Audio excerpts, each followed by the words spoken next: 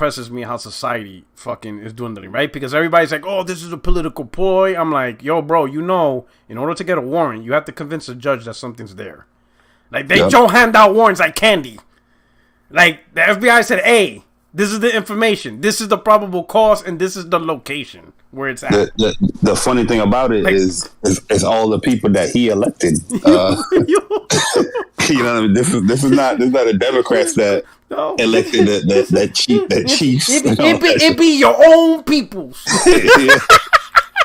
You can't blame the Democrats on this one. They got some dirt on you. That's shit! This shit is crazy, man. This is wild. They raided his house. They were like, "Bad boys, what you gonna do? What you gonna do when they come for?" Oh shit, bro. This shit is America's wild, bro. Sometimes I feel like America's like the world's like sitcom and shit like that. Like fuck, all you gotta do is just tune in and stuff like that. It's crazy. But anyway, man, we already live. Project Cloud. Oh, my brother. Hey, how's it going, man? Hey, man, growing, man. Yo, I got some Quake. I thought, I saw some information on QuakeCon. I'm like, oh, this is Project Cloud's topic. I don't know if you heard anything about it, but we'll talk about it and stuff like that. You know what I'm saying? But for some reason, I thought of you. When I saw QuakeCon, Starfield, all this stuff, I'm like, this is Project Cloud's alley right up here. I'm going to get something for him. Wasn't the news that it wasn't going to be showing up? I know.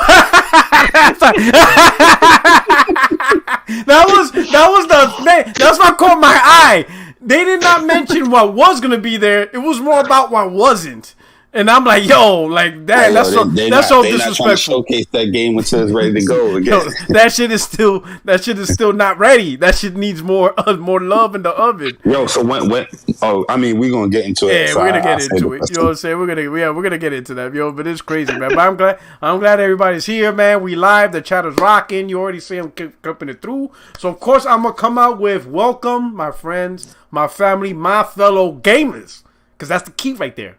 Gaming, you know what I'm saying? Another episode, 60 frames, no lag, with your only friend in these YouTube streets, me, Porter77, and of course, I got the craziest panel, I got the craziest cohorts, the gamers of the gamers, the best of the best. I got the creme de la creme right here. You know what I'm saying? This panel, and we're gonna rock out today. We got some good topics, we're gonna talk about it, but we're gonna start off with my boy. You know what I'm saying? Hopefully his little booty call side piece could wait a little bit. But if she can't wait, it is what it is. He gotta do his Call of Booty tour. My boy Jay Breezy. What's up, Jay Barry? What's going on, brother? Yo, what is good, guys, man? What is good? We back again. 60 frames, no lag. Yo, P-Rock, your boy did a lot of talking today. But you know what I mean? I re-energized. Got me some nice pasta. You got that from New York. Nobody makes pasta like New York. Bro, listen, because I was like, I'm mad tired after doing a 4.5 hour space. Ooh, for real, bro. I said, let me re-energize, that pasta, P-Rock, that pasta was hitting, boy. That shit bussin'. Hey, I feel like I got brand new energy, bro. You got that carbohydrates in you. Yes, sir. I'm out here shadow boxing before the podcast starts. I'm like, let's go. We're in here, man. But now it's about to be a good one, man. So tune in, hit the like button, hit the subscribe button. We're about to get it. Nice. Project Cloud, my brother. Yes. How are you doing today, kind sir? I'm popping. I'm here, ready to talk. He ready to go through the topics. Awesome. Yeah, I see Call of Duty is, That's the heat. That's the heat right now. So. That's the heat. COD's that heat. I know you're not into multiplayer, but man, that shit, according to Sony, gaming's dead without Call of Duty. No, I'm playing. They didn't say that. I'm exaggerating. But I'm glad you're here, my brother.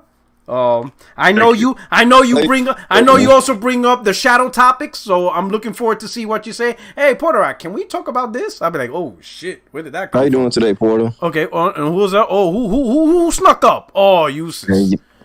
What you mean, all Uses? How you doing today? Oh shit. And you got Uses, we got Strictly. Oh, everybody's up in here. Uses though. Yeah. All right. We're gonna talk about Strictly because we're gonna talk about the Messiah who's bringing peace back into the community. You know what I'm saying? Listen. Strictly coming out here like Moses. He came with the 10 Commandments. And if you either, you know, if you can't live by the Lord, you're gonna die by the Lord. You know what I'm saying? He's starting the new whatchamacallit. He's bringing us back to the Lord. You know what I'm saying? He's like, hey, this is the new right here. We starting over. You know, he like Noah's Ark. He flushed the land, killed everything off. He's starting brand new. He's like, this shit ain't working. We gotta start over. Cause this community is trash. Bro, I'm done with all of that, bro. I'm over all of that. It is what it is. You already know the wave I'm on. That's just what it got to be, yo. That's it, man. But I'm glad you two are here. Call me Jay. Shout out to you, boy. What's up, man? I call you the last PC Master Race standing. Cause it seems like everything PC Master Race stood for, they are running away from it. Now all of a sudden, 30 frames is playable. It's just crazy, man. I told you how many streams ago did I tell you that these Twitter wannabe PC gamers are not actually PC gamers? They are just gamers that happen to have a PC. Okay, you are the last PC gamer on earth. Listen, man. That's it. You the last dude that's holding the line. Yep. You by yourself. Yep. You know what I'm saying? Yeah, but 30 frames is playable once again in 2022. Yep. It wasn't playable in 2013. But it's playable in 2022. This is the crazy part, right? Demon Souls has it's been like 3 years already since Demon Souls could be played at 4K 60 on that emulator. Man, and this man is capping for 30 frames, frame time, smooth. Like, what is going on? I don't know. Hey, I'm just a console pleb. I don't Apparently know. So, right? I don't know about that stuff. You know what I'm saying? But I'm glad you're here. We're about right here. Yo, PC gamers capping for 30 frames now. Yeah, man. It's playable now. You ain't get the new. I game more. I thought they was. You ain't get the new. You ain't get the 40 frames. No. 30 frames is playable. Very playable frame rate now in 2020. I game more on PC probably this week. But there is a caveat. There is a caveat. There is a caveat. 30 frames is only playable under two conditions. Condition number 1 is you're emulating a PlayStation 3 game. And condition number 2, you're playing it on an Xbox controller. If you don't do those two things, 30 frames become playable. If it ain't those two things, back to unplayable. It's an unplayable mess. You need 60 frames. So remember, emulate PS3 games, and it must be played up with an Xbox controller. If you play with any other controller, unplayable.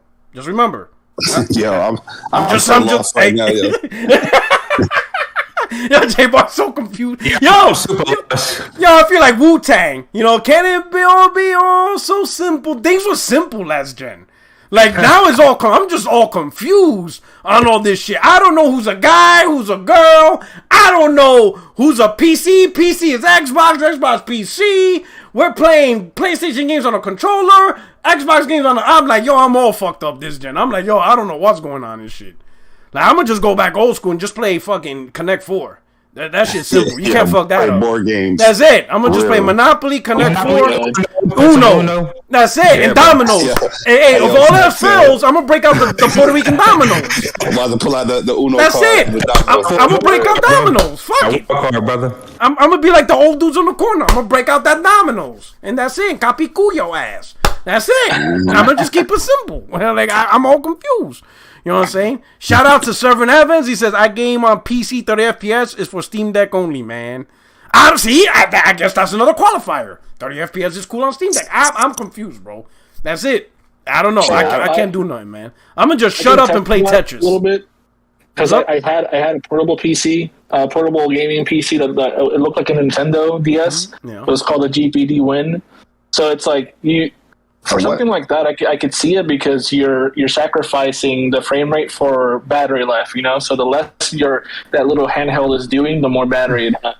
But if you're talking about desktop PC, bro, stop it. Now let me ask you this though: wouldn't then the phrase be 30 frames is not enjoyable, rather than unplayable? Because to me, those are two different terms. You know what I'm saying? There's not as enjoyable. Like, hey, anything under 60 is not really enjoyable. Well, guess what? You can force yourself to enjoy something for A, battery life, B, the convenience of a specific product because it just can't do more than 30. So I understand that. It's not as enjoyable, but you know, you're willing to sacrifice and stuff like that. Like there are games that I played all the way through that was kind of enjoyable, but certain aspects of the game made me want to play it. So I can understand that. But when you say unplayable, that's like, nah, man, I can't play this shit. Then whether it's a console, a desktop, or a handheld, if that shit's at 30, I can't play this shit. You know what I'm saying? Like I can't do it. The problem I have with 30 after going to PC is that once you get used to 60 or higher, and then you basically are forced to play at 30, let's say a console game, it takes a lot longer for your eyes to like adapt to that because of how smooth your eyes have been adjusted to the 60. Yeah. So I guess that's why they say that. Yeah. But you know, these PC people on Twitter, they just exaggerate everything. Yeah, I'll be honest with you. That stuff don't affect me because I've game on PC 90, 120 frames, come back to a game that's in 30 frames of console, and it never really affected me like that. That's a good point. Yeah, I think it just depends on the game, man. Like if it's multiplayer, you can probably see the difference, but single player probably not. Also fighters. You know what it is? Well, I'll be honest. Even single players, I notice it. Like Horizon Zero Dawn, I couldn't play that 30, right? Or because the option of 60 was there, I went to 60. So I understand the point that 60 does provide a much better experience. Oh yeah. I agree with that 100%. Right? You know what it is? I completely is the fact that like take a game like Horizon, for example, you just brought up. Like if you play that game in 60 before you play it in 30, there's no way you're gonna go back to the 30. You know what I mean? But if you just started off in the 30, except me. Project Cloud loves that 30. He all about the 30. Yeah, it's like Miles Morales. Like Miles Morales, when that came out, I purposely played it in a 4K 30 frames because I knew if I'd have did it in a 60 frames and ray tracing, I wanted to experience ray tracing. I never experienced ray tracing before. So I was like, we finally catching up to PC Master Race. We're like, fuck it. We'll sacrifice the frames. Give me that ray tracing. I'm gonna play my first playthrough in the 30 frames, ray tracing and all that. You know what I mean? And I'm like, yeah. And it depends on the game. Like, it really depends on the game. Cause Horizon, man, it was so beautiful, like, with ray tracing in 30 frames, bro. That joint was like... Yeah. That joint was crazy. Not to mention VR with the update. Yeah. I went straight for the 60. What's funny, bro? Now when you play it, yo, you can't think of that 30 because the 60 frames look so fucking good now, bro. It's just crazy. Yo. So I agree. When you play at 60, it is such a much better experience. But the whole point is, right? And I think the chat knows who we're talking about. When you go for years, I'm talking like years of saying 60 or it's trash, and you don't give no concessions. Like at no point did he ever say, well, I understand this console. I understand. He wasn't trying to hear that. He says 60 is trash. Anything under 60 is trash. Therefore, I play on PC. I'm not even going to bother with anything else because it's just unplayable. It's trash. And then in 2022, you out here capping for 30? Oh, hell nah, son. When I saw that, I'm like, oh, this motherfucker did. He did not. Is this the same person I'm talking for years. Yo, when I'm telling you years, I cannot. Yo, he would express that point to ad nauseum, bro. Like, yo, even after a while, we're like, okay, we get it. 60 or die. We get it. 60 or die. We get it. Is this the same person that was saying 40 frames is good now? Yes. Yes. Oh, okay. Bro. Yeah, because I find it funny because when PlayStation was doing that 40 frames, that 40 hertz update, you know what I mean, to crank up the fidelity mode, that's the same person was laughing at that, but now they seem to be liking that because of the Steam Deck, which is funny. And for the backstory, because I think some people are confused, so Alex, right? He does a video of Demon Souls being emulated on PC, right? And it's a good emulation of the PS3 version running at a solid 30 frames. So he's like, hey, you know, and the reason why I'm talking about the Xbox controller, because he's like, I'm playing on the game, 30 frames with an Xbox controller, so that's why the joke, right? That's why I said the joke is, you know, emulate a PS3 game and play on an Xbox controller, because apparently that's what makes them. So anyway, he's describing the game, and then he says, yes, and it's a very playable game, but the game's running at 30 frames. So now everybody's like, whoa, hold on. Because for him, for years, he lived and died on 60 FPS or it's trash. So how is this game running on a playable frame rate when he said anything less than 60 is trash? Now it's not. It's only because it's PlayStation. Exactly. Now of course, his fangirls, they're coming in. Well, you don't understand the difficulty. I'm like, bitch, you don't even know the topic. The topic is not the value or how good emulation is running. You can appreciate the fact that there's an emulation, and even apparently Call Me Jay said there's one that's even better because you can get a 4K 60. But I'm saying you can appreciate any emulation on PC that is able to run a PS3 game at the same frame rate, smooth and whatever. You can appreciate the work of the emulation, but that still doesn't change the fact that it is still 30 FPS, and he always said it's unplayable. And he never made concessions. Never. He never said that he will recognize weaker hardware, whatever. In his mind, get the better hardware or don't play the game at all. That was been his stance for years. 60 or die trying. He was out there like 50 cents. Get rich or die trying. He ain't trying to hear of a minimum wage job. That was not happening. Now all of a sudden 30 frames is playable. In 2022, he wasn't even accepting that shit like in 16 or 17. 6 years ago. He wasn't accepting 30 frames. But now here we are where we actually have consoles that can actually do 60 frames. Now 30 frames is acceptable? Oh, come on, son. Like, we gotta stop. We gotta stop the nonsense here. He saw because I know Project Cloud's all about the 30. He's team 30. He says 60 ruins the experience. He's like a cinematographer. When they make films still at 24 frames, you gotta have the cinematic look. Let's lower our games from 30 to 24, baby. My man wants movies. Oh my god. Yo, imagine playing Street Fighter 6. Oh shit. It's like, hey, you hate to see it, bro. I mean, we not gonna do that. P-Rod. Imagine Call of Duty. Imagine Call of Duty. Nah, we not doing that at all. I've done that actually. There's just certain games that you just not 30 frames in that. He was playing Gold Not Vanguard. Yo, let me ask you strictly. Has anyone played the first Madden that was released on PS3? The first one that came out when the PS3 launched. That was running at 30 frames. Oh my god, bro! That shit was 30 frames per second. They didn't get it to 60. Bro, you literally could see, like, I swear to God, you could literally see the frames of the ball moving frame by frame. I was like, whoa, this motherfucker cost $600? I was like, what? I was like, yay, yo. I knew that day Sony's about to get their ass kicked. I'm like, yo, Sony's about to get fucked up. This motherfucker cost $60, and I'm seeing this shit like a Polaroid. That shit looked like a slideshow. Like, he literally threw the ball, and it's like, you see it yard by yard, traveling in steps. Like, the ball was moving in steps. I was like, oh, shit, someone fucked up. What is this guy talking about? He said Horizon Forbidden West is a downgrade if you don't play at 30 frames. You can tell he don't have a PS5 or playing the game. Oh, shit. This is man, that's the same dude. That's the same dude I be in the chat, bro.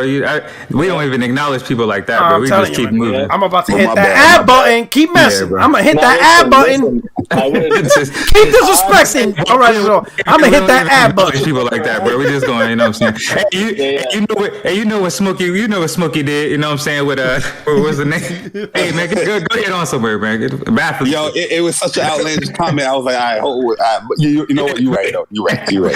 Oh shit. But to fuck around, I wouldn't in COD. I would limit the frame rate to 30 and put the FOV all the way down. It's fucking just to fuck around and try and get kills, man. That should be terrible. Oh shit. But anyway, man, I've been playing Vanguard on PC, man. I mean, like, I'm playing at 140 frames per second, but it's not I don't see like a huge difference between 100 and 140. I mean, you probably do a little bit again weird. Because that's weird. Yeah, probably. You know what I'm saying? Like, but it does. It's funny though because it takes getting used to. Just like you know how you said it takes getting used to 60 or 30 once you go back down. It's the same when you go up though. Like, dude, when you're playing on PC at 120, that shit's crazy. Like, the first time you see 120 and 144, you feel like fucking Neo, bro. Like, everything feels slow motion. Like, you hit shots that you're like, what the fuck how did I do that, bro? But Vanguard is weird with the frame rate. I don't know. I think the frame time is messed up. But if you play Cold War or Modern Warfare, you'll see the difference between 100 and 144 for sure. Yeah, you see it. You see the difference. All right. So, and just to let you know, so 2 things I want to make announcements. So, first announcement is Jay Barry's opened up the School of COD. So, he has a new video up on his channel. Go check it out. Call of Duty 101. All right. Yes, sir. I'm about to be his. Hey, I'm just letting you know I'm about to be his #1 student. So don't even try it. Don't even test it. All right. I'm gunning for y'all. All right. Yeah. You know what I'm saying? Try to kid. I'm bringing back the series, man. There's something I used to do on COD Sundays. Let's say COD 101. I'm gonna do it. I'm gonna do it in specific videos. Picasso video too. like I watched it, man. He was on point with that. You know what I'm saying? Pick your guns, map awareness, all of that, bro. He ain't lying, bro. Yes, He's not lying. Nice. Number 2 is next week. Number 2 is next week. I'm about to be the Anakin Skywalker in this motherfucker, and you know how that shit ends up. I'm gonna terrorize this fucking community. Not the younglings. Not the younglings. I'm gonna terrorize you younglings. Hey, Modern Warfare 2, man. You already know, man. We coming for people's necks, bro. Oh yeah, we in this. We in this. Yes, sir. Facts, bro. Facts. Saw the new map they showed with the racing track. That shit looks sick. What's it called? Man. Grand Prix. Grand Marina. Marina Grand Prix. Marina Grand Prix is what it's called. I love that thing, bro. Like you're here playing S&D while cars are going past you, like that 200 miles, dude. That's so sick. And it looks like a traditional 3-lane map is what it looked like, man. So it's looking real good, man. I mean, it's look, we are actually an overview of the map. Now let me ask you something. Not really, but I'm just saying it looks like 3-lane compared to what we've been getting in the the past 2-3 cars. You know what I'm saying? So I heard it was very chaotic. Like it was like no flow. The maps ain't had no flow. Yeah, you know what I'm saying? So let me ask you something. Did they finally fix? Because the one thing I hate over the COD over the last couple of years is they force you to download everything, especially Warzone. Like motherfucker, I know Warzone free. I don't want Warzone. Like stop. That shit used to auto download. I'm like 200 gigs. So I'm like, son, let me chill. Let me help you with that. So Modern Warfare, the game, the 2019 one, that's essentially Warzone as well. So they bundle the base game with Warzone. You have to do that.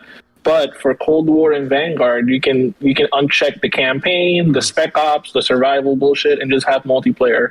All right. So hopefully with Modern Warfare 2, they learn and they separate Modern Warfare 2 from Warzone, the new one. Yeah. And so if you just want to play the multiplayer for Modern Warfare 2, you just click on that box and that's it. Right. Well, I'm gonna tell you, we did get great news on that, man, a while back. For people who don't know, I mean, if you play Warzone and multiplayer now, you probably know like it's tied in, like the ranking system, your progression for your weapons and all of that is tied in. But for Warzone 2 and Modern Warfare 2, it's gonna be 2 completely separate progression systems. What? You know what I'm saying? Yeah, two completely different progression systems. Thank you. Yeah, man. So now you have to play both of them. You know what I'm saying, equally, and because now we all know, man, now what people do, they go to multiplayer just to rank up the guns and then they take it to Warzone. But now you can't do that. You know what I'm saying? So you have to play Warzone to build up Warzone. Yeah, facts. Yes, sir. Yes, sir. The reason why I like that too, because now it's no longer like a priority to update the game. Like say Warzone, a lot of people's playing it. It doesn't really matter because everything you do in Warzone progresses over to the core. So it's just like, we're just going to focus on Warzone and not really patch up, core things that people are complaining about. But now, if you have it separate, you have to take the two modes and you have to take them seriously. So and that's really good for support because now they're forced to support both modes, like exactly. AAA. You feel me? So exactly. Because I'm a little confused, right? So the progression will be separate, but the content will not. So the guns will carry over, but just not the progression from multiplayer to Warzone, right? Yeah, the guns are going to carry over and all of that, but your progression for that gun is going to be separate. Okay, that's such good news, bro. Such good news, bro. Yeah. That was much needed to me. I didn't like that at all because even in zombies, it's the same thing. You can level up your guns in zombies, and I didn't like that. Yeah, man. Okay. Man, and you know what that also means? That when Microsoft finally owns Call of Duty, they can make it exclusive and it won't impact Warzone. Man, that shit's a good idea. Oh, too soon? Too soon? It's possibly a setup. My humor's too soon? Everyone's like, damn, P-Rock, like, not now, bro. Leave that shit alone, man. We did hit you with an awkward silence, but everybody like, strictly like, see, this is the shit I'm talking about, bro. We don't know because we're kind of in the dark here, but I don't know if these choices that are being made to COD, even World of Warcraft, are done because of the acquisition. Nah. But if it is, then that's a really good thing. And if it's not, then I'm just glad that they're actually, making. I think it's consumer feedback because a lot of people complained about it. That was like huge. You know what I'm saying? Yeah, people didn't. No, but like it sucks too because. Yeah, go ahead. It sucks too because say you are, Jimmy Two Left Feet that don't really play that much, but you want to get in.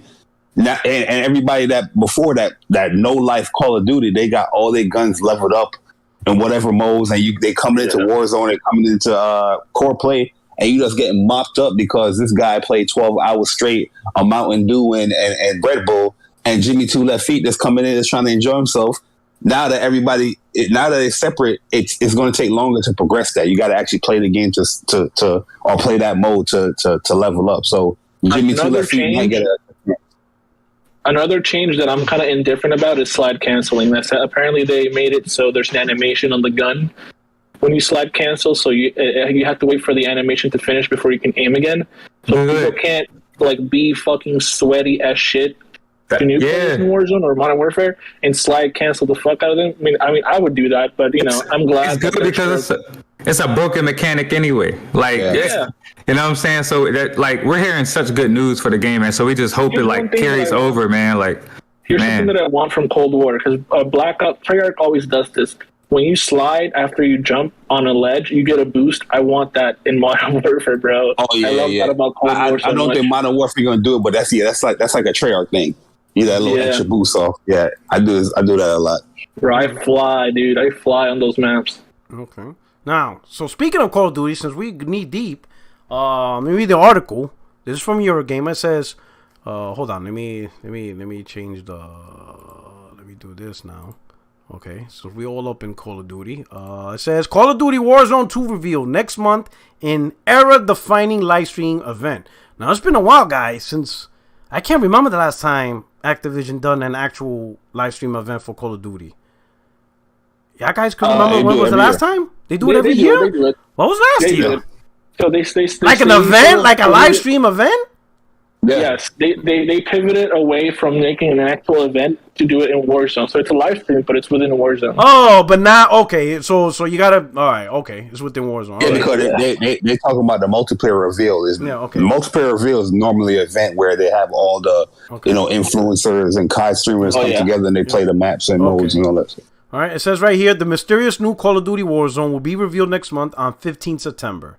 As part of a presentation which publisher Activision has bombastically described as era-defining live stream franchise event.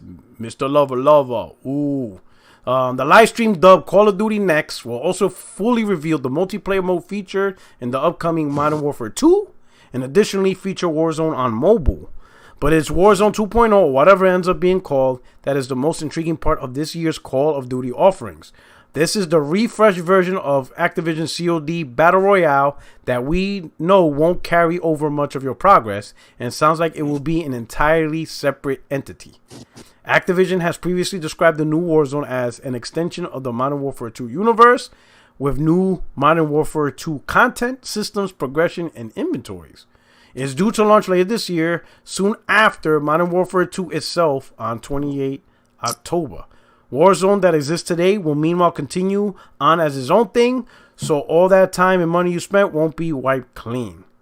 Interesting. So we're going to start from the top. We'll start with Jay Barry, because I know Jay Barry's big on this. How are you taking the news? How are you liking it? And where is the best place to play Modern Warfare 2? Yo, you petty. Yo, you know, it's funny. A lot of people was triggered by that title. I was reading some of the comments that people was typing. It was like, "What you mean? Whatever place with an Xbox controller." I need the objective facts. Somebody retweeted. You need to objectively prove is. I'm like, oh, these dudes, bro. They don't get it when they get set up. They don't get it. Hey, they was looking like the Simpsons movie when they were storming your boy house. Some people didn't even have an answer because I was asking everybody. Oh, like, they got mumbled. They mumbled. That was what made it even funnier. What was it? Was Death Singer? He's like, in his British voice, yes, chap.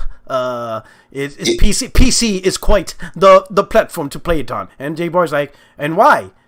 Because it's cheaper. It's funny. It's funny. He said PC the best place to play, but he's the same person I got Xbox Series S for Destiny. Come on, bro. Man, you want the cheaters? Yeah, you dig. But to answer your question though, I'm like going into this Call of Duty. Like I said, I'm reserving my excitement, but I'm still looking forward to seeing the new implementations and what they be saying. I really don't play Warzone like that. I throughout Warzone's livelihood, I probably played about like 6 games of Warzone. I really barely play Warzone, so I'm not really excited for that. But I want to see what they're actually going to be doing in the core, multiplayer modes. Hopefully, they bring back certain modes back, or they incorporate stuff like demolition within an Infinity Ward, multiplayer. So we'll see with that. And I want to see like fun score streaks or kill streaks come back. You know what I mean? Because I feel like these kill streaks is just lame, man. I like score streaks better. They're trash. Yeah, I like score streaks better. He said what? That bitch ass. I better get my kill streaks on. Fuck out of here. Yeah, I need kill streaks, man. He's like, I ain't trying to actually capture the flag and shit. Ain't nobody got time for that. No. Make no mistake now. Y'all know I be on it. Y'all know I be on them objectives. Well, how about a blend though? Like team deathmatch, okay, fine, kill streaks. But team objective based games, score streaks is where you go. Yeah, I'm more of a fan of the score streaks because it does incorporate, people playing the objective outside of yourself or the people that you're playing with.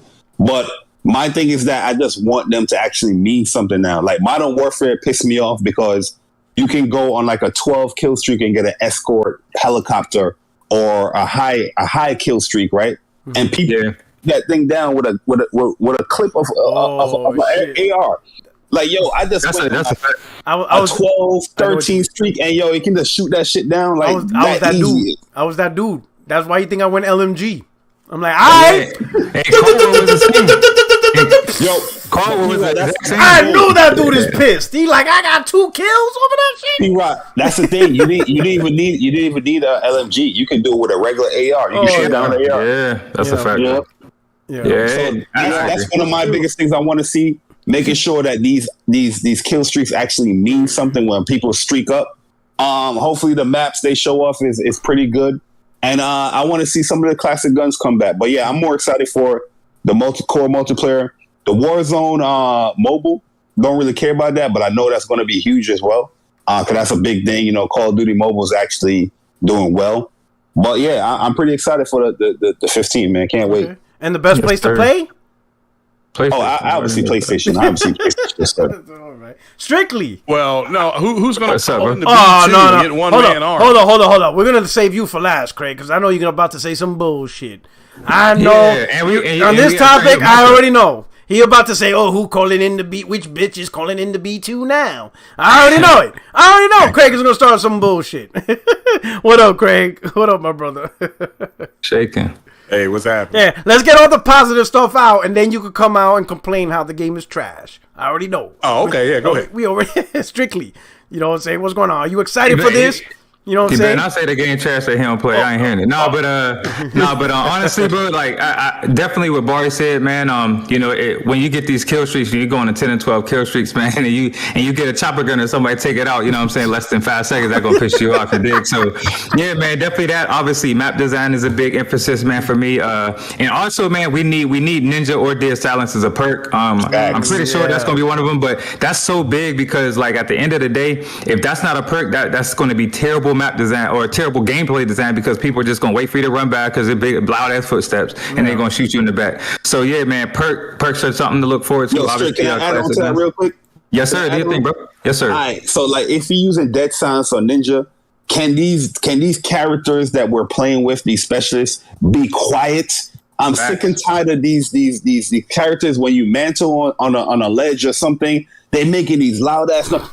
And you can't sneak up on you can't sneak up on nobody in this goddamn game because they make a sound for everything. Oh, and I'm flanking on enemy in the back.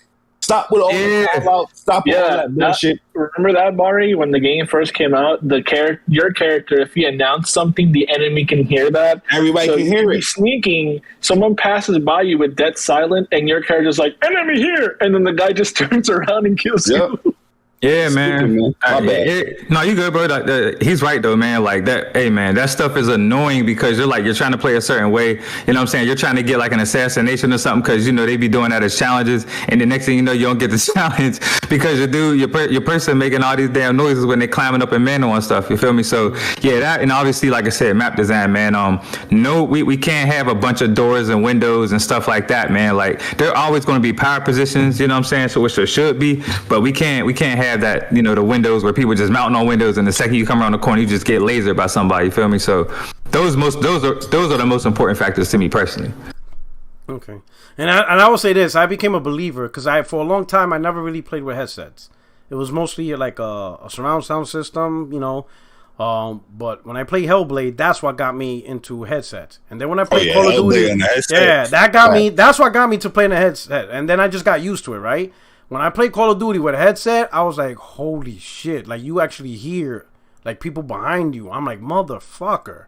Mm-hmm. Like, no wonder. I used to think he was cheating. I'm like, how the fuck this dude knew I was behind him? Like, what?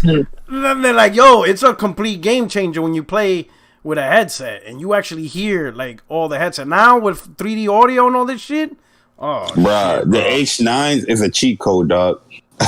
Bro, is a cheat code, yo. You can hear everything. Cheat code.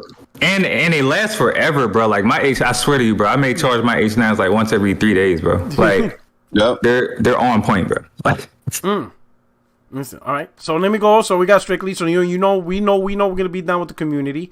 Let me get into. All right. So call me Jay. You're a PC gamer. Are you playing this on console? Or are you playing this? Man, are you playing with the cheaters with PC? No. Even better. I'm playing on Stadia, bro. Oh, shit. Stadia. Yo, you petty, bro. Oh, this is petty. He's like the true platform. My man said Stadia. The true platform, the console, bro, the future of gaming. Stadia. My man said, I laugh out loud at native hardware. Sucker. Nah, I'm playing on PC. I'm probably buying it on Steam. But yeah, like I'm very curious what they. Yeah, man. I'm gonna warn you, we shutting off crossplay. I'm sorry, we turned that shit off. Hey, I'm getting it on both for sure. I'm definitely getting on both. Y'all play. You know what? I'm gonna emulate it then at 30 FPS. There you go. Bro. At playable frame rates. At playable frame rates, bro. There you go. All right, but you rocking it on PC? Yep. On Steam. I'm glad it's coming back to Steam. I'm tired of that Battle.net launcher, but I'm very curious what they mean about the next step or next generation in Call of Duty, because that could mean a lot of things. But to me, it's mostly how they're moving forward with development and how it's all being done under one engine, rather than they're having their own engine and Infinity Ward having their own, and so on and so forth, right? Also, the way they implement things, just in general, that's what I'm curious about. But when it comes to the game, let me add something to that too. The only thing I wanted to add to that, man, before I forget, is the anti-cheat, because obviously you're going to run it. You're never going to get 100% of cheaters, but it's going to be a lot better for Modern Warfare 2 because the anti-cheat system Ricochet is going to be implemented at the kernel level when the game, while the game is in development. So. It's good. That in itself is definitely going to, help with a lot of people. And it's going to be there day one now instead of like later. Yeah, day one. I want to add to that because Cold War and Modern Warfare multiplayer doesn't have that. Warzone and Vanguard do, and you barely see. I very rarely encounter hackers in Vanguard. So, like I basically don't. I just don't play the game anymore. But after they implemented Vanguard, the Ricochet, it actually worked. And they're doing like really cool things, like making if you're a cheater, your weapon doesn't do damage, or it drops your weapon. Yeah, or it's like trolling them. or it makes the target that the hacker is trying to kill invisible, right? And they're like, what the fuck? And then they just die. I want more stuff like that. Make fun of these cheaters and then ban them. Sure. But yeah, at a core level, like Strictly and Jay Bari said, map design. I really want nice map design that has a good flow. and it could have some camping spot, but I want that to have predictable camping spots. You know, I'm sort of in the middle when it comes to Dead Silent because I like the way that Modern Warfare does it, but I also understand the majority of people liked it as a perk. I personally like just activating it and going on a fucking streak, and nobody can stop me or can hear me. Hell no. You got to be the first person I know that heard. I mean, unless you're saying Ninja or Dead Silence has to be a perk, bro. Like that, it has to be. When I fucking hit the X key, and you hear the little for the Dead Silent, bro, I turn into Shinobi though, bro. I fucking go around. Yeah, but why do you? That shit go hella fast unless you're killing a lot of people. But the thing is that the regular footstep sound was so loud. It's just like, yo, bro, that shit's funny. You heard the footsteps literally from across the map, bro. Like literally, not even exaggerating, bro. I'm not exaggerating. On Modern Warfare 2019, bro, it was ridiculous. They were chucking grenades, and you're like, what the fuck? All you heard was shoot. Yeah, and that's why you see everybody crab walking in the game. Everybody says crouch walking in the game. Yeah, man, that's terrible, bro. Material, it sounds like you have fucking construction shoes, bro. If you slide cancel on wood, everybody hears it, dude. Everybody. Yeah. You're the juggernaut. Yeah, if you don't have Ninja activated, you are literally the juggernaut that's stomping. Bro, dead ass, bro. No lie, it's like the footsteps in Modern Warfare 2019 sound like when you did something to get in trouble when you was a kid and your dad came up the stairs. Like all you heard was a big ass feet. Like that's how it sounded on Modern Warfare 2019, bro. Oh, you know what? You know what I gotta mention too, and this is a little bit petty, or I don't think this is too harsh. I just think, man, bring all the petty. No, but this type of like gun class needs more skill, right? So this is what I feel like.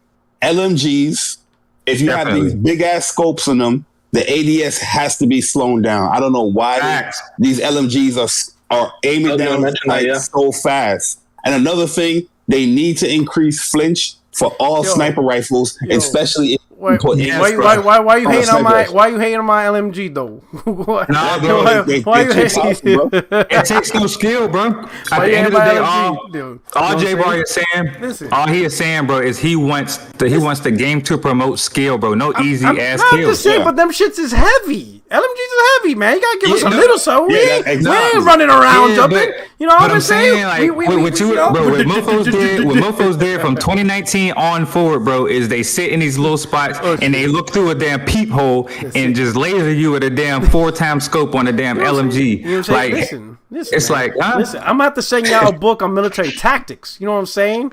That's trench warfare right there. You know what I'm saying? We're digging into the position, all right? We're doing trench warfare here. We're digging in and we're holding the line. You know what I'm saying? My thing is that P-Right is these one shot kill guns.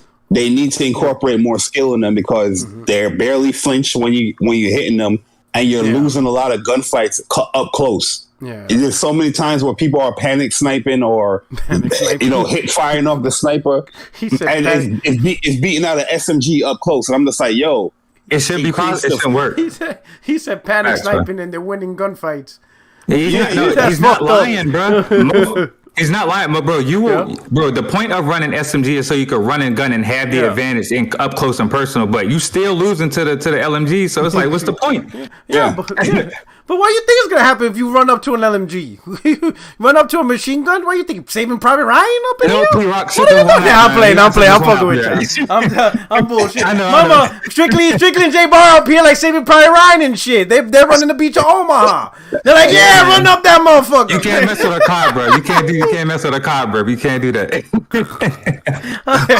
You're like, you run up all of the machine gun and you think you're gonna live in this gunfight, bro? I know what you mean. All I'm saying is increases the flinching a little bit, where it becomes more. I'm not saying that you can't use a weapon or it shouldn't be easy to use, but there's certain situations where it shouldn't be outclassing a specific gun that is supposed to be more effective in that range. You know what I mean? Those things need to get fixed up. And sniping, it has become much easier now in Call of Duty because there's a lot of aim assists. They increase the hitbox on the bullets. I mean, it's quick scoping is a skill, but it's not even quick scoping for these people. It's more drag scoping because you have aim assist on, and the hitbox on that bullet is much larger. You know what I mean? So you can see somebody's sniper like aiming at you or hitting you, but it's still hit because they're compensating for the sniper rifles. Yeah, as soon as you see the glare, you're dead. Like you don't have a wiggle room. Man. You're getting the glimmer man after you. Oh yeah. Shit. So. Like I want them, like I was saying, the maps. I hope that the maps have better flow, more predictable camping spots to flesh out the campers. Less remakes, please. I want more originality. I'm tired of seeing Rust and freaking Shipment and all that other bullshit. As for weapons, like Jay Barry mentioned, I was going to say that LMGs need to have a slower movement speed overall and a little bit slower ADS, especially more if you have a scope on it. Snipers need to have more flinch for sure. You need to give up something like range or firepower on the sniper to have increased flinch. There needs to be a trade-off, and there really isn't one. I'm wondering though, because they said then I think they mentioned something about the low classes. Like if you ran SMG, there was like a certain term for it. If you ran like a sniper, there was a certain term for it. So I'm wondering if they'll have like pros and cons depending on whatever you choose, right? So if you're using sniper, like a pseudo class, basically. Yeah. So if you're using sniper, maybe like you may have less flinch, but then you have like a slower ADS speed or something like that. Like I'm wondering if that's what they mean. So I don't know. I'm sure the campaign will be great because the Modern Warfare 2019 campaign was fucking insane. That campaign was lit. Yeah, I know they're not going to have probably Spec Ops, but I'm excited to see what this DMZ mode is going to be. And as for Warzone, I don't really play that much Warzone, but I like the events that they do. Like the zombie event was really cool. I like that they have Rebirth for those that want to go in and get quick kills. It doesn't have to be a battle royale. It's just more of a TDM on a big map. And yeah, that's pretty much it. I'm just more excited to see the whole next generation or the next phase in Call of Duty when it comes to the internals, when it comes to the development of it. That's what I'm mostly excited for. All right. So next up, well, first, hey, hit the like button or I'm going to drop this ad on y'all. Y'all know y'all about to see them fucking Metamucil commercials. Don't mess with me. Nah, I'm playing. Yo, Project Cloud. In a row. Let me see. You know what I'm saying? Show them the Viagra Xbox branded ad. You're gonna see them Viagra commercials. You're gonna see like 80-year-old men with wrinkled balls. No. Listen. All those ads will have an Xbox brand next to it. It's all gonna be Xbox Viagra, Xbox this, Xbox that. You don't want that, chat? Hit the like. I'm telling you, hit that like button. Nah, appreciate it. Hey, hold up. Uh-oh. You about to drop something? Somebody said take a trip to the gun range, sir. Oh, here we go. That is a conversation you do not want. Dude, I hate that shit. Yeah, that's what he does.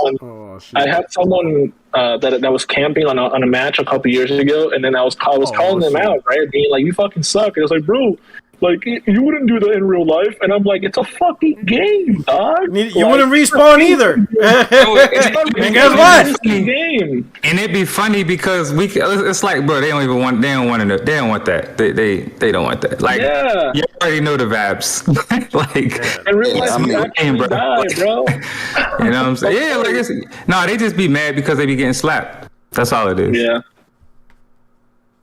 So, and that's what Strictly does anyway. So that's kind of a he knows what it's like. Yeah. So let me get the last two ones. First, we'll start with Project Cloud. I know you're not a big multiplayer, but would Modern Warfare 2 would you dip your toe in? Would you check to see if the pool is warm, or you're like, yes. I know you do like the single player. I do know you love that. Absolutely. I mean, look, I'll say it this way. I probably look more forward to a multiplayer trailer than the actual multiplayer mode. You know what, man? We're gonna have to get you into the multiplayer because we're gonna use you as a spokesperson. You know what I'm saying? Because Strictly, myself, J Bar, we too hood. Ain't nobody want to play with us. I mean, you could be like, hey guys, can we have a round of Call of Duty? Then everybody will play with us. You know what I'm saying? So you're gonna be our spokesperson. You know what I'm saying? And when people play with us, man, we are huge competitors, man. Like I need people to understand that. So when we losing, it ain't personal, but we not playing. You know what I'm saying? Yeah, we trying to get the dub. We can't have Strictly be the spokesperson. It'll be like, hey yo, bitch, pick up them sticks. All right, where you at, Pope? Like everybody's intimidated and shit. Ain't nobody want to show up. Man, It's COD lingo. My man want to open a podcast. Grab them sticks, and you get the smoke. Oh, did he say he's gonna kill us? Like, no, man, the game, bro. Fuck is you? You know, you intimidate people.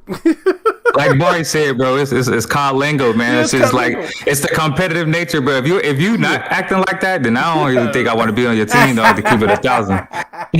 Like, you know, hey man, we're gonna follow Teddy Roosevelt. Speak softly, but carry a big stick. You know what I'm saying? Yeah, man. So Cloud, are you gonna play with us?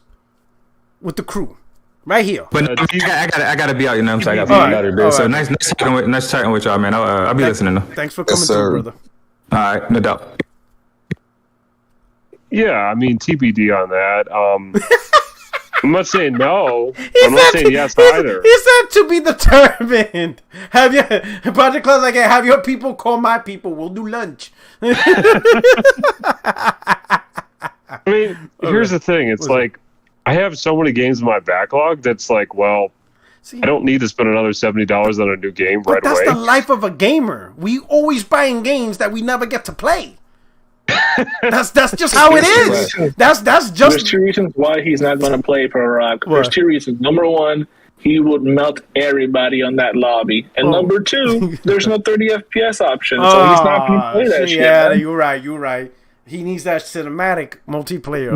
Well, again, just to clarify my position on this, again, would I be interested in a 30 FPS Call of Duty? Yes, I would be interested in that. But I will say this: 60 FPS on an FPS, makes sense. Oh, snap, yeah. As well as racing games, you know, my 30 FPS concern is mostly about those walking simulators, like those. That's good. Those one and dones. Exactly. All right. So now we're gonna get to the next dude. Now, that in the hatches. All right, Messiah.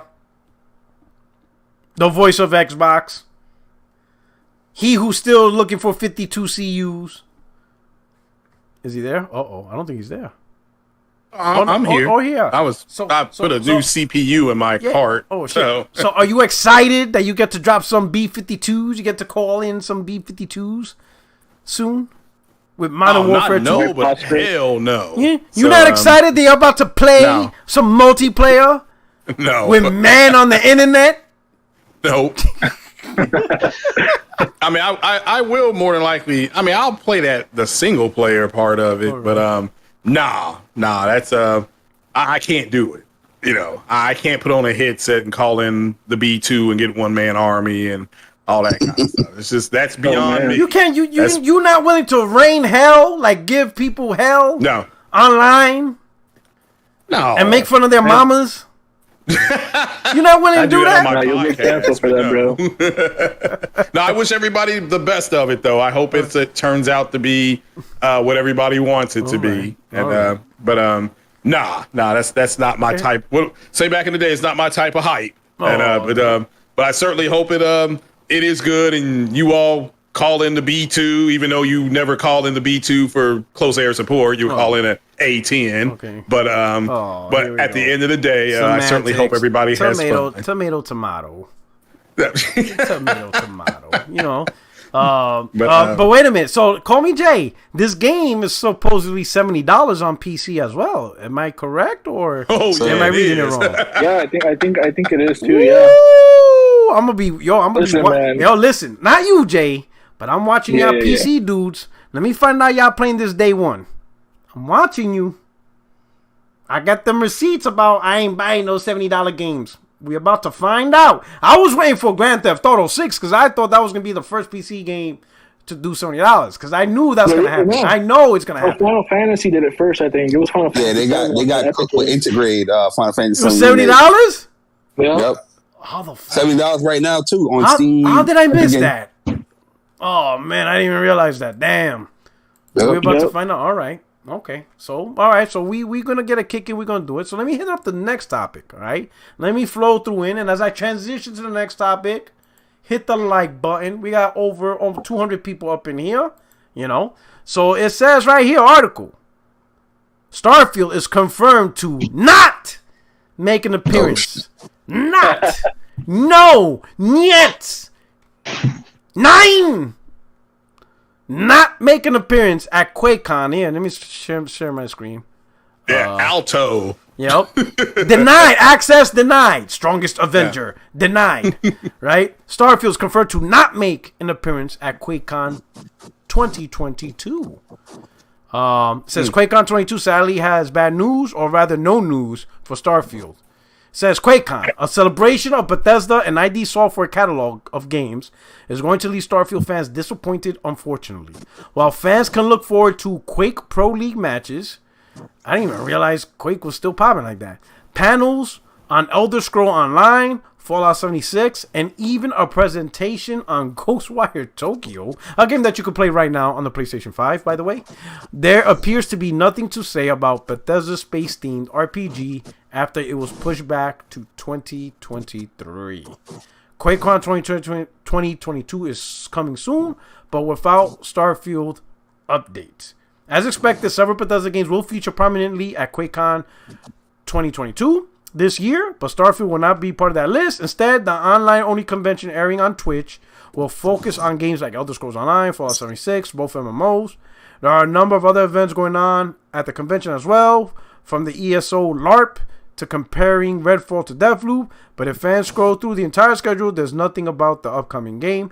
This isn't to say that a surprise announcement may not come up somewhere, but there is nothing official that fans can look forward to as of writing this article. An official statement from Bethesda announcing the unfortunate absence of both Starfield and Redfall reads, "We made the decision to delay the launches of Redfall and Starfield to the first half of 2023. The teams at Arcane, Redfall, and Bethesda Game Studios, Starfield, have incredible ambitions for their games, and we want to ensure that you receive the best, most polished versions of them." The delayed release date was confirmed back in May 2022, but according to one Redditor, there is a fan theory concerning the game's actual release date. According to the Redditor, a string of numbers could be seen in the gameplay trailer. Interestingly, it is the patent number of the flying machine developed by the Wright brothers, and its date was March 23, 1903. 120 years later would be March 23, 2023, and 3/23/23 to the person is a very Todd Howard-like date to release a game. While speculative in nature and unconfirmed, it is a theory that people have clung onto and found it to be a date that makes sense when it comes to the upcoming spacefaring RPG. For fans who plan on watching QuakeCon 2022, they unfortunately won't have wait too long. QuakeCon 22 will begin on August 18th at 1 p.m. Eastern and run until August 21st, streaming live on Twitch. The event will feature a number of competitions, reveals, events, panels focused heavily around Bethesda games. It is also worth noting that while Bethesda games are featured at QuakeCon, it is not a convention run by the company.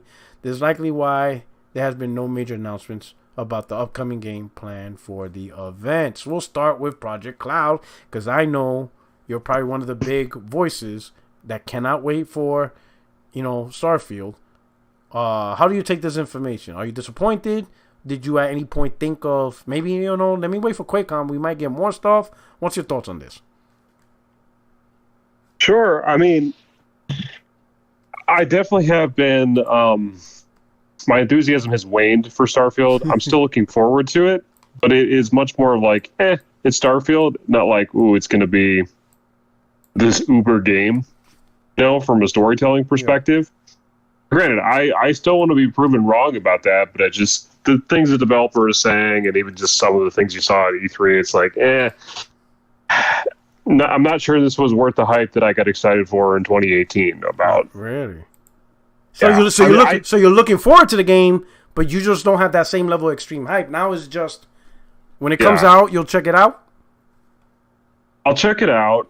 But I'll say this, I have a feeling that the way the game is going to be received by critics in the community is going to be probably a lot better than what I would personally feel about the game. That's just my hunch. What makes you have that hunch? I think it's leaning a bit too much into the classic RPG side.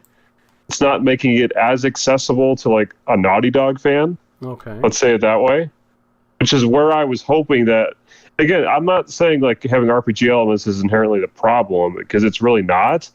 I just feel like it might be a little bit more hampered in menus and custom choice and not because of the building mechanics, the camp building. Well, even that I can take that to an extent because like think of Red Dead Redemption 2. I mean, there's a lot of it's very much an RPG if you think about it, honestly. But like I can go with some of that stuff, but you got to give me the storytelling that's going to actually name my character and not going to refer to me as just a generic you. Oh, you never played the other ones though. Yeah, that's how they all are. Like your character is kind of generic. It's not a. You don't have a specific. Like let's say Fallout New Vegas is always like the Wanderer or something. Like there's a generic description for each of your characters, or Dragonborn. You don't have an actual character. Like you don't have a Nathan Drake. You don't have that. Your character is usually associated with some type of title, but you really create that person, female, male, alien. You don't have. Yeah, you don't have so you don't have like a Nathan Drake or Uncharted or The Last of Us or Hellblade. You don't have like a good, or let me rephrase it. I don't want to use the word good. You don't have a story that's centered around a specific character that is an icon. That doesn't exist in these games. These games are a generic description, but it's really you define yourself on who you are in this game and your choices.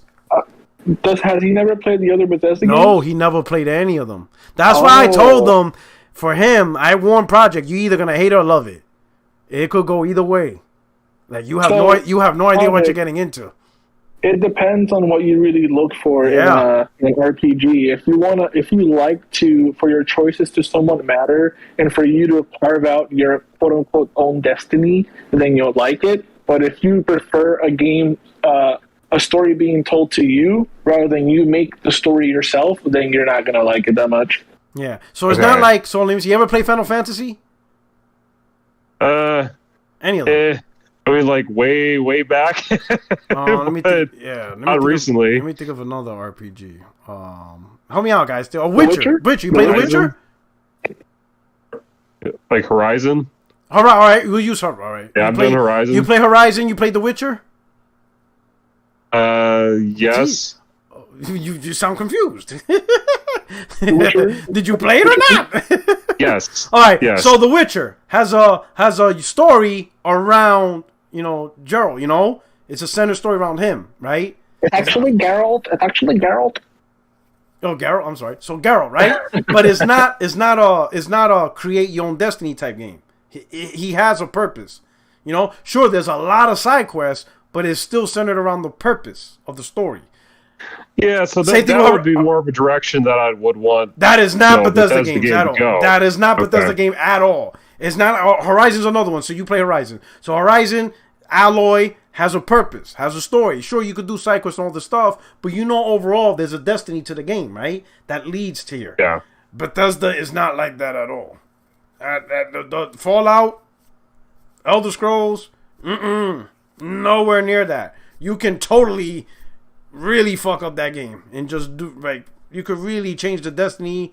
Your decisions have consequences and just can totally. I really like that. You could completely you could play the game twice and totally play two different games. Even from the build, even you could create. I'll use Elder Scrolls because it's probably an easy example. You can create a mage build, you could create a warrior build, and have two completely destinies. Completely different destinies in the game. Different results. They all don't really lead to the same place for the most part. It's a very create your own. That's what I love about it. You know what I'm saying? Because I do love the Final Fantasy. I do love, The Witcher, games like that have Tales, all the Tales games and stuff like that. I do like those games. But that's why I also loved about the Bethesda game because they were very unique and they were completely different in its own way. So you might want to play Skyrim first. Well, Skyrim is great. I will tell you this. If there was a game, if I were to pick one game, if you never played a Bethesda game ever, and there was one game to play first, I would play Skyrim. If you don't like Skyrim, then don't even bother with Starfield. Because Skyrim was awesome. It was, and I think they have it remastered. Right? Yeah. So they have the remaster. Yeah, they have they remastered it 100 times, so it runs great. If I would say this, And if you really want to try a Bethesda game, I would recommend Skyrim. It is a fantastic game. Fantastic game. And if you don't like it, then you might as well give up on playing anything Bethesda. Starfield. If you don't like that, then you're not going to like anything. Skyrim it is a fantastic. It's a great lore. It's great. It is fantastic. There's a reason why it's like peak Bethesda. So it's great. Yeah, it is possibly Bethesda's best work out of all their Fallout. Skyrim is fantastic, absolutely fantastic. I mean, let me say this though, because like obviously, the game isn't utterly absent of storytelling. You know, there's storytelling that happens. You know, like the characters you encounter, they're talking to you and us to go on and stuff, but it's just like it's more of your character is just kind of this neutral spectator almost, right? Yeah. It just happens to be there because he's the character, is not because he's actually fully recognized by the world per se. Yeah, he's not. You have to like create your importance. Yeah. You pretty much always start out. That's what I say. The one thing that's common is you pretty much start out like a random nobody. That's like plugged into a destiny, if you know what I mean. That's like almost the key concept of every game. Like something throws you into that. Something that he's saying though, it's almost as if he would prefer if when you go to a town, everybody's like, "Oh, it's you, hey!" Right? Not even that. Like, hey, it's you, Arthur Morgan. Like, oh yeah. Oh, you want a name? Like that's what I want. There is no name. Oh hell no, you get no name. No, they'll call you like Dragonborn or the Wanderer. So Fallout 4 had that, but it was only for the robot. If you put like, for example, my name starts with J, I put J, and then he's like Mr. J, but it was only him that would do that. Yeah, you don't get an actual. Like you're looking for a star character. There is no star character in Bethesda games. There is no Arthur Morgan. There is no. That's fine. Alloy. It's like what I think would be great is if the way they would make the game is, okay, you get to name your character within a certain limit, and then the game is able to repeat that to you through the AI technology that they have. Oh, I see what you're basically saying. Like what I would like to see, what I was kind of hoping per se, that because I did know that Bethesda games were very kind of create your own Destiny type stuff. Mm-hmm. No, not the FPS Destiny. Yeah. Anyway, I feel like there's got to be a hybrid at some point if technology can get advanced enough, if engine code is going to get good enough, where they can actually combine, you know, Red Dead Redemption storytelling with even more like dynamic world events that happen, and you just kind of can go out there and the world can sort of create a great story for you. You know what I mean? As opposed to it just being this kind of passive thing that happens. That's happening. No, that's happening. It's like the consoles that you guys have now have really good CPUs. They can afford to do that, and AI technology is becoming bigger and bigger every day. So it'll come to the point where these voice actors say 100 words into a microphone, and then that gets thrown into an AI system that can create. There's already systems like that you can make. You can read a sentence, and then you can make that AI say whatever it wants or whatever you want, and it'll say in the person's voice.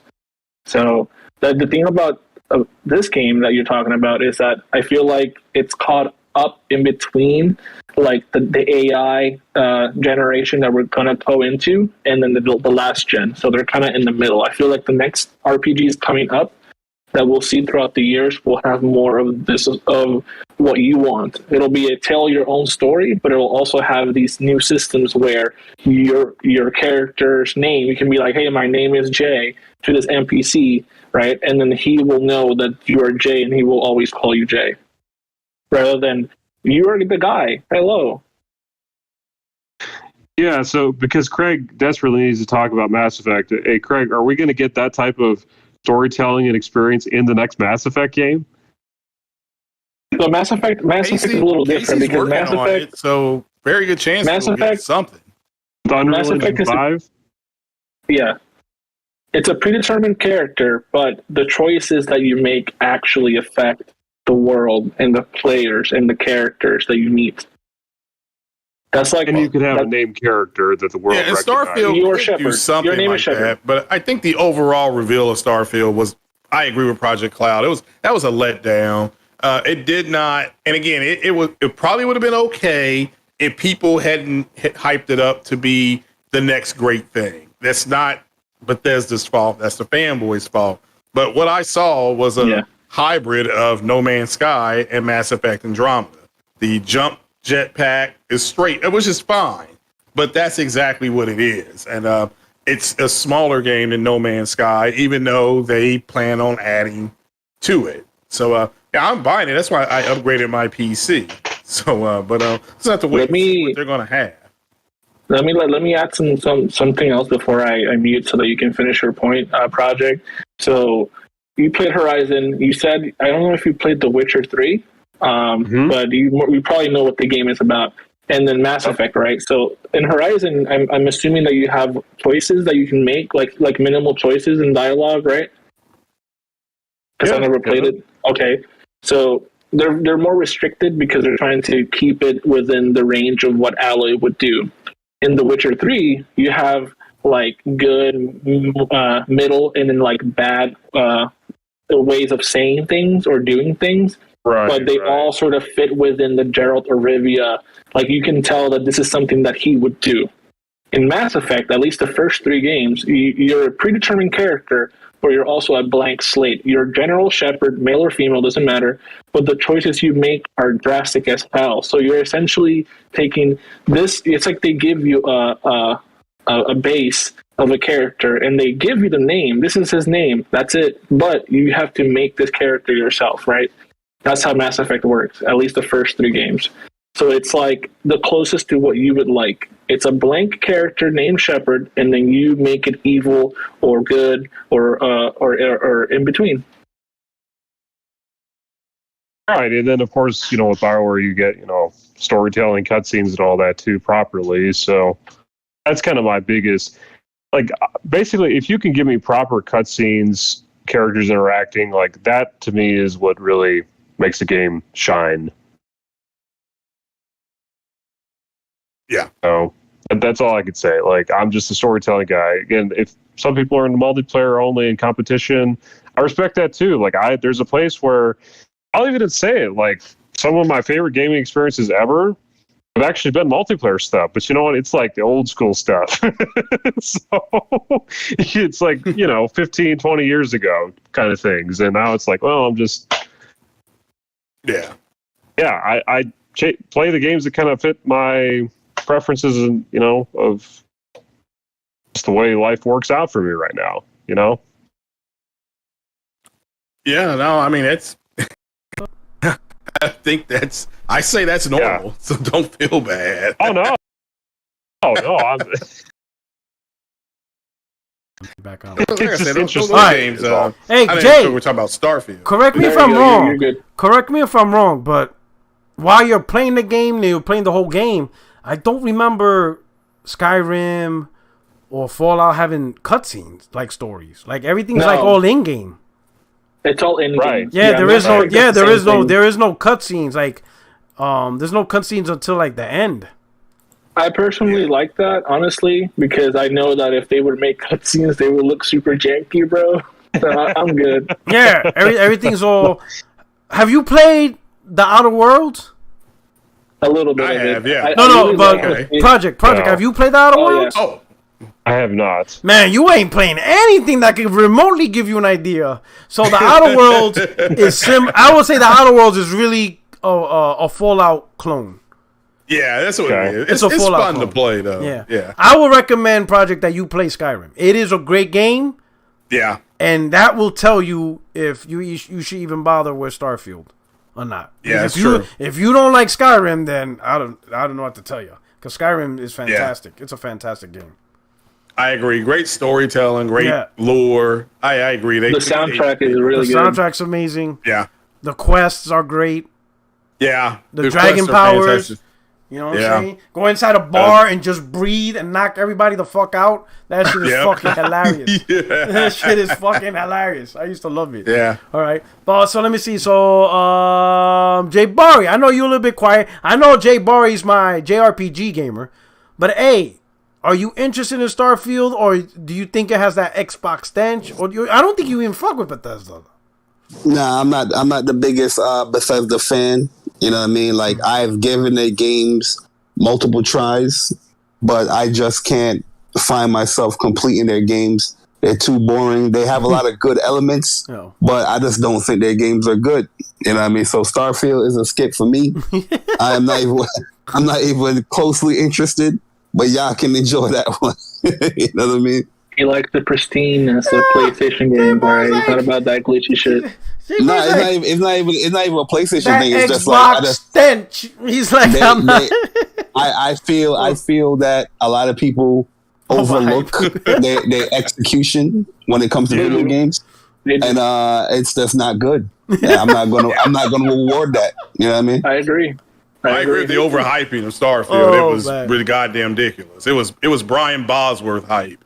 Brian Bosworth. I haven't heard that name in forever. I think you and I are the only ones that know exactly what you're talking about. Yeah, but remember the hype around him, and then he ran out there and got ran over by Bo Jackson, and his career was over. His career was over. And then he tried to be a movie star. I don't know. He had a movie. Okay. Brian Bosworth, they try to put him in 80s fucking action. Oh man, that's a whole different podcast. This guy brought out Brian Bosworth. You talking about stench? Oh shit! But man, hey, I'm gonna have to jump off here. We got a nasty storm running through here, and of course I'm in Kentucky, and we're getting inundated with floods and everything right now. Man, you stay safe, brother. Yeah, right. I appreciate it, man. Shout out to everybody. Shout out to the chat. Take care, man. Remember, get that B2 going, guys. Get that B2. Shit. All right. Yes, sir. So call me Jay. I know you're going to play Starfield, right? Are you kind of disappointed about this Quake announcement? Or are you going to still tune into Quake?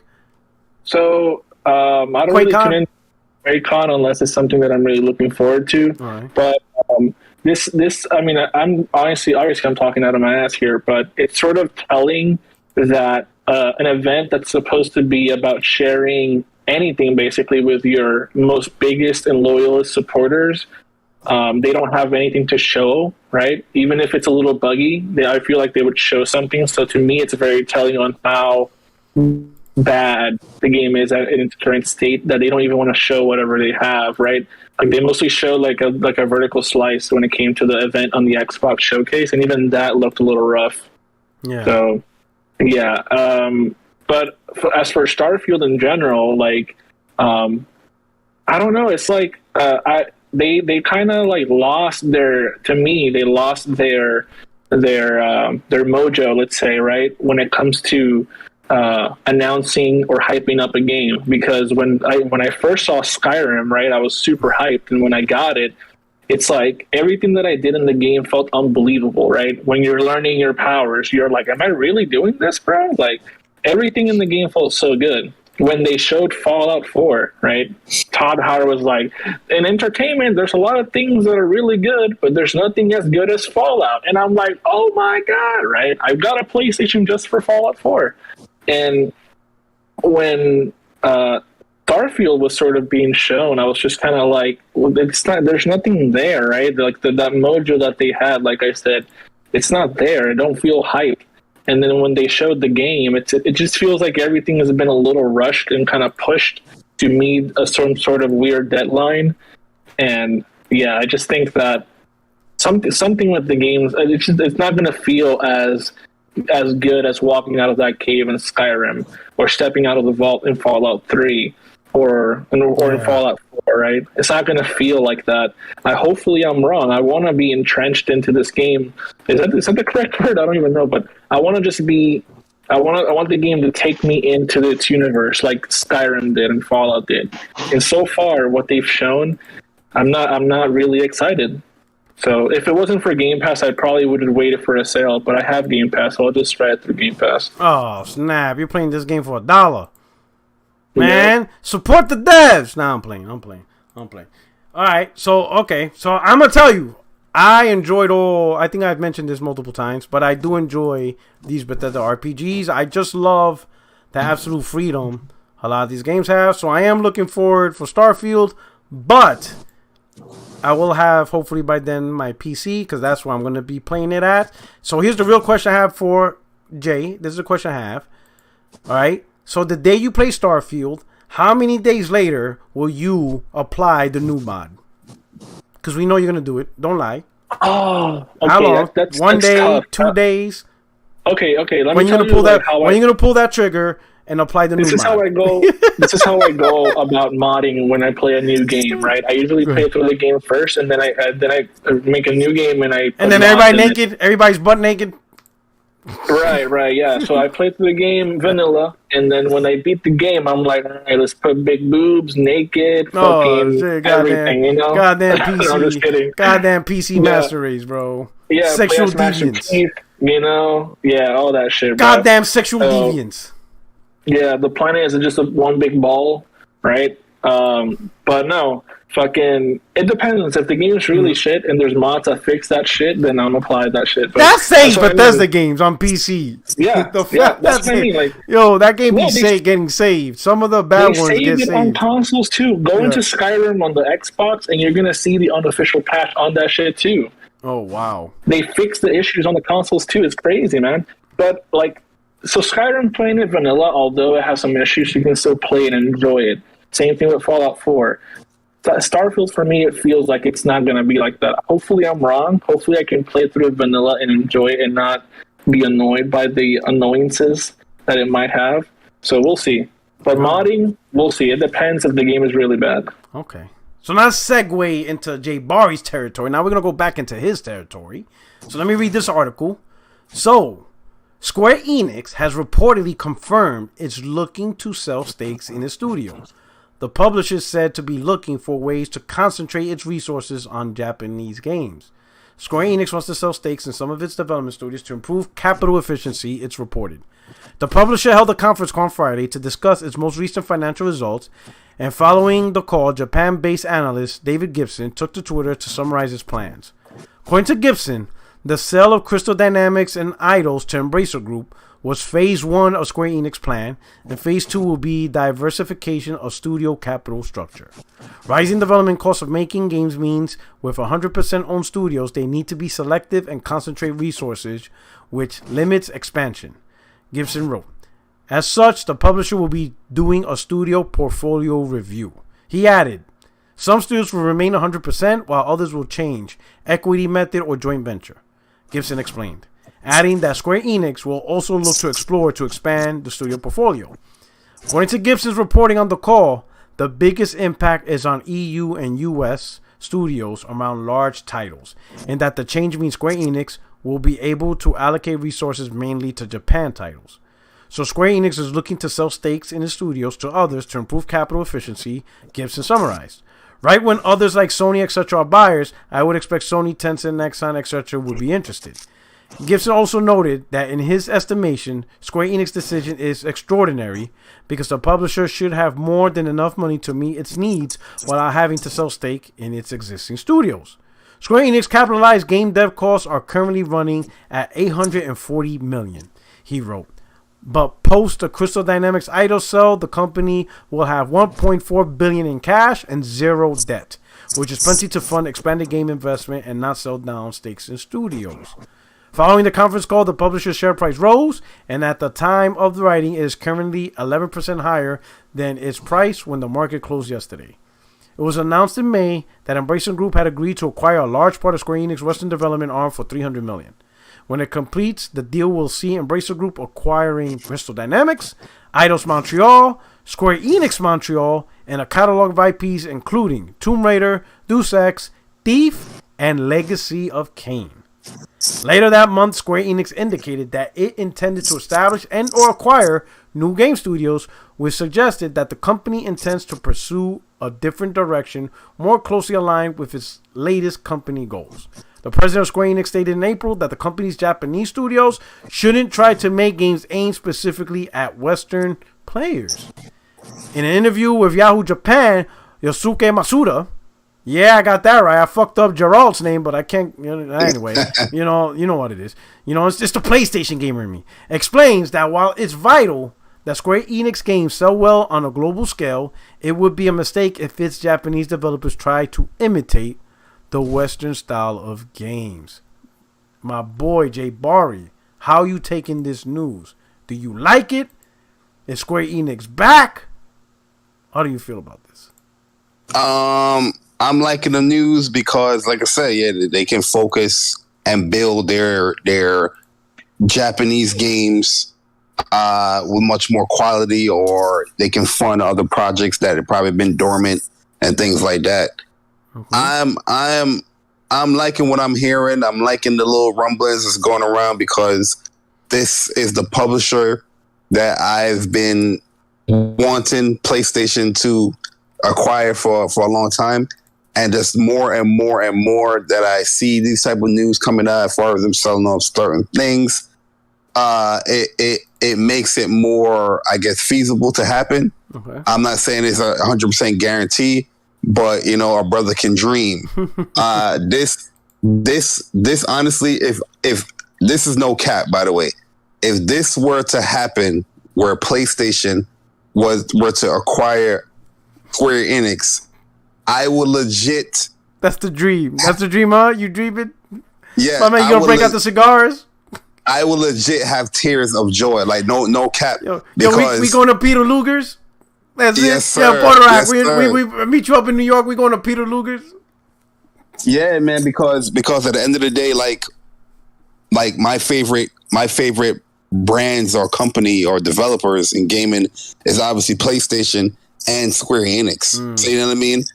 So that's like legit, like the main reason why I love gaming and I play a lot of games. A majority of my games are those type of games. So I would love that to happen. Hopefully it would happen. But at the end of the day, if it doesn't happen, I think it's still good news because, like I said, there's probably like dormant franchises or games that can come back because now they can focus on that Japanese centric stuff. And I mean, the great news of what you said as far as like, I think you said like operating costs and stuff like that. They want to allocate all the budget to Japanese titles. Yeah, and it's the key thing that was said there is that no debt. You know what I mean? So yeah, that they can be a little bit more risky, risky, or be a little bit more lenient to as far as bringing back beloved IPs that people loved back in the day with Square Enix or Squaresoft. Nice. But remember Squaresoft? People forgot about that. I remember those days. I still got the game. I got my boxes. I've been had it. I just haven't unpacked it. But I'm gonna break out and maybe go live and show the classic PS1 CDs where it had Squaresoft on the title. You know what I'm saying? Before pre-Square. Oh, is that all right? All right. Let me hit up Project Cloud. So Project Cloud. Have you ever been really a fan of Square Enix? Have you played their games, or have you been more on the Western side of gaming? I'm a fan of their current Western studios that are soon to be taken away by Embracer Group. Okay. So the roots of Square Enix, you're not really much interested in. Correct. You know what? So you haven't really played. I will tell you, if you like cinematic storytelling, man, Final Fantasy games, they be bussing. Like, they have a specific character.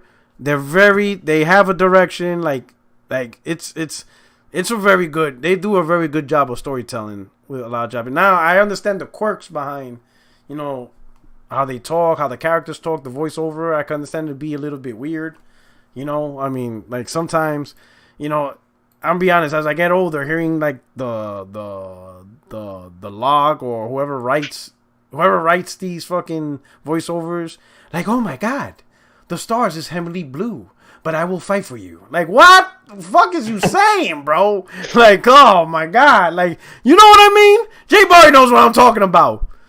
You know what I'm talking about. Like, there's some weird ass conversations they be having. Like, they be talking like, all right, got it.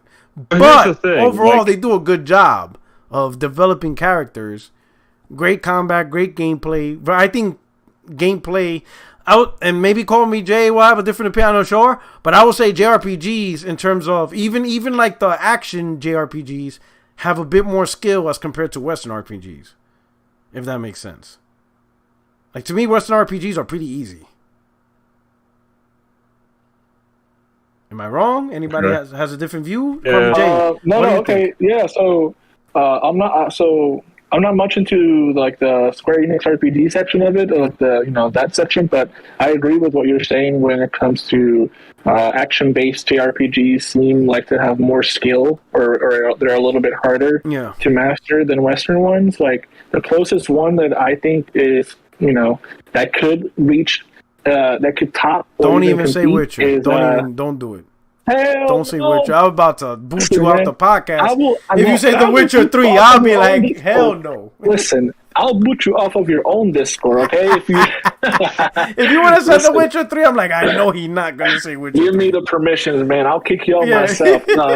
What game? What Western game? So freaking Ninja Theory, they could do a pretty good job if they actually put the effort into it. Yeah. And I'm not sure if Team Ninja is also Western. I could be wrong. No, Team Ninja is Japanese. Yeah, Team Ninja falls under Tecmo.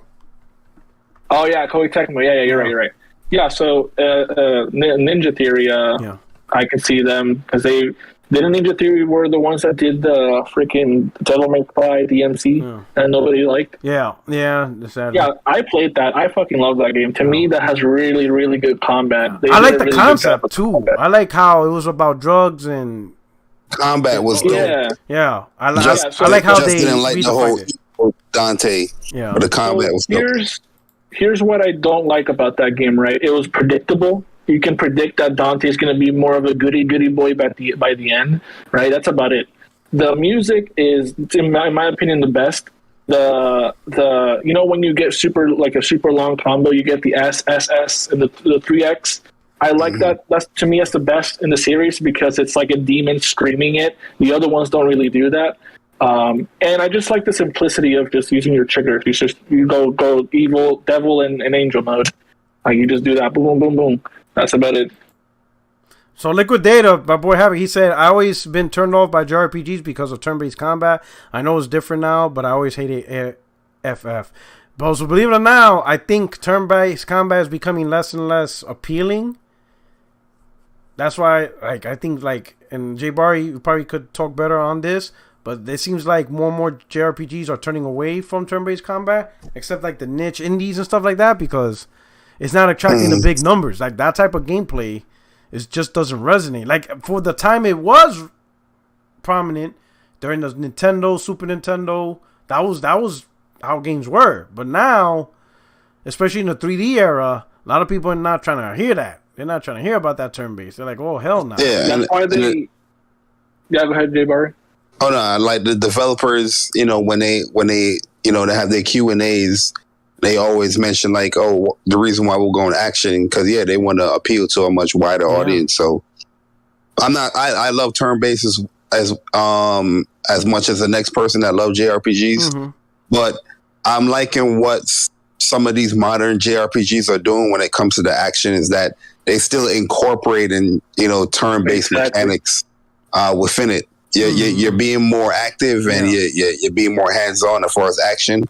But there's still a lot of strategy in there because they're still incorporating like an ATB system or certain bars that can use certain things that you still have to manage and be strategic with. Yeah, I'm loving, especially Integrate. I love what they did with Integrate. Oh my god, I love that combat. Yuffie, that's the best combat ever. When Yuffie comes back, she on the team.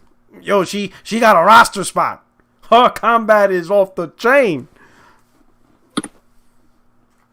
Yeah, that's what I was going to say about the turn-based combat versus what people really enjoy, but most people enjoy, which is the action-based. I was going to mention how the Final Fantasy remake did a really good job. I mean, I never played it, but I've heard from people that that are fans that although they're more turn-based, like Jay Barry says, they really like the implementation or the seamlessness in the action / turn-based mechanics that you have in the game. Okay. Right. So I feel like that's the future for turn-based is more to be an accommodation or an add-on rather than it be the centerpiece of the game. Okay. 100%. All right. Awesome. All right. So, final topic, and then I know this is not a title, But apparently Sony's gonna possibly looking into bringing out a new PS5 controller, and it's not out of character because they've done that. But apparently they want to add haptic feedback to the analog sticks.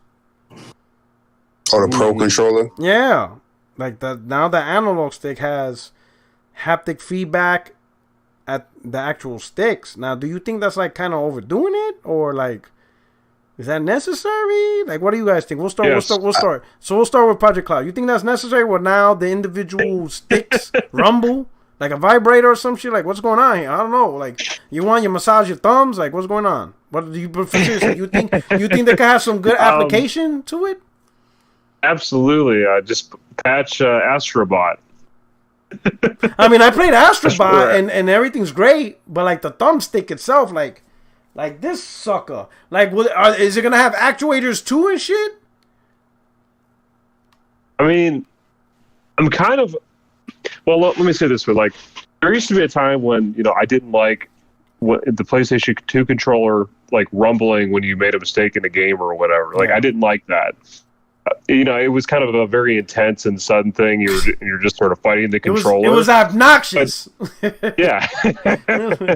But now I think with the PS5 controller, like, I don't know, maybe there's somebody who thinks that some of the games, might overdo it or something. But, I like Astro's Playroom. That's really, for a lot of people, so far kind of most definitive showcase, or at least the best quick way of showing, hey, that's what this controller could do. And I think it's just fantastic how they implemented it.